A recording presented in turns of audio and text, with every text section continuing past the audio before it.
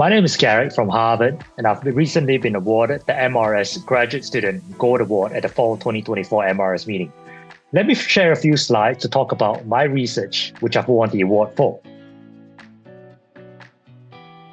At the Fall 2024 MRS meeting, I shared my Raspberry colloid templating strategy as a model thermocatalytic platform. During my PhD, I developed the next generation of our Raspberry colloid templating platform, or RCT in short, inspired by the structure of the morpho butterfly wings. In the RCT method, pre-synthesized colloidal nanoparticles are first attached to templating colloids to form nanoparticle-decorated raspberry colloids. The raspberry colloids are then self-assembled and filled with metal oxide precursors. A templating colloid removal step forms the support and yields the RCT catalyst. In my PhD, my vision for the RCT platform is driven by one question: how can I employ this modular RCT strategy as a model catalyst platform to draw fundamental catalytic insights and derive clear structure property relationships to guide our future catalyst design? In a few works, I have shown how the RCT platform provides high synthetic modularity by using well-defined colloidal nanoparticles.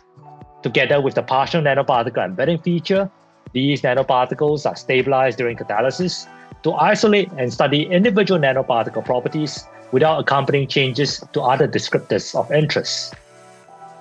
Next, the colloidal templating design of the RCT platform also confers synthetic modularity in the spatial localization and placement of nanoparticles, which allowed us to study effects from collective properties of nanoparticle ensembles.